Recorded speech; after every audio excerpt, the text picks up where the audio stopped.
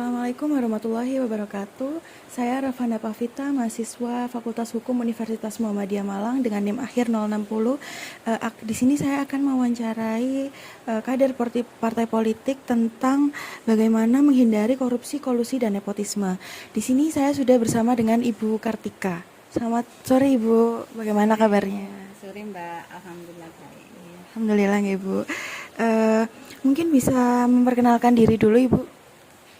Saya Dewi Kartika dari fraksi Partai Kebangkitan Bangsa, Ketua Komisi A DPRD Kota Batu, dan umur 53 tahun, aslinya kelahiran Malang. Terima kasih Ibu. Baik, sekarang mungkin saya akan bertanya mengenai cara menghindari KKN. Nah, kalau dari partai politik dari PKB sendiri Ibu, mungkin bagaimana cara untuk menghindari kader-kadernya agar terbebas dari KKN tersebut? Kalau dari partai kami sendiri, dari PKB, itu ada beberapa hal yang mungkin bisa menjadi buffer kami supaya kami tidak terlibat praktek-praktek korupsi, kolusi, dan nepotisme. Pertama, selalu ada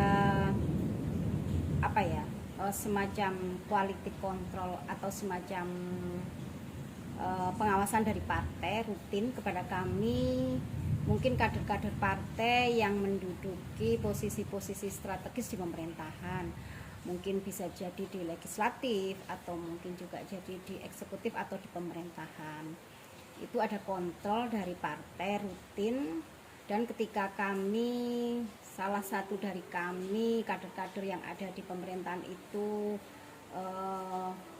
ada sedikit kesalahan dan sebagainya, partai tentunya akan selalu siap untuk memanggil kami, mengarahkan supaya tidak sampai terjadi hal-hal yang tidak diinginkan, salah satunya seperti praktek-praktek korupsi. Kemudian yang kedua, di partai kami itu ada sistem pengkaderan. Jadi sistem pengkaderan itu adalah memilih kader-kader terbaik yang nantinya akan menduduki akan maju sebagai calon legislatif atau maju sebagai calon kepala daerah, maju sebagai calon abdi negara dan sebagainya, yang tentunya kami dibekali dengan pendidikan politik, strategi politik, sehingga jangan sampai ketika nanti ada kader-kader yang partai yang menduduki jabatan di pemerintahan atau di legislatif terhindar dari praktek-praktek korupsi, kolusi, dan nepotisme. Berarti ada kontrol dan pengecekan kader-kader gitu nggak Bu? Pertanyaan selanjutnya, bagaimana kalau misalnya ada kader yang sudah terlanjur terjerat KKN itu Ibu? Kalau kader yang sudah terlanjur terjerat KKN tentunya ada resiko hukum yang harus dihadapi. Tentunya partai akan memberi sanksi, itu yang pertama. Sanksi dari yang mulai sanksi moral, sanksi ringan sampai sanksi berat. Tentunya kalau sanksi berat ada sanksi dikeluarkan dari partai juga kalau memang pelanggaran itu sudah terbukti memang melanggar hukum. Kemudian kalau pelanggaran itu masih kategori ringan dan sebagainya, mungkin partai ada pendampingan secara hukum dan sebagainya, pengarahan, sehingga kader-kader yang sudah sedikit salah jalan ini bisa kembali kepada jalan yang benar. Ya, terima kasih Ibu. Pertanyaan terakhir ya Ibu, tantangan terbesar apa dari PKB sendiri untuk menjaga kadernya untuk selalu bersih dari korupsi? Tantangannya ya, kalau tantangannya jelas untuk kondisi sekarang itu bukan tantangan yang ringan juga, karena kami mungkin beliau-beliau kader-kader partai yang menduduki jabatan strategis di legislatif ataupun di pemerintahan, paling tidak yang pertama harus mempunyai mental yang kuat sebelum mereka menduduki jabatan strategis, harus mempunyai mental yang kuat sehingga terhindar dari praktek-praktek semacam itu. Kemudian ada dasar-dasar ilmu agama juga.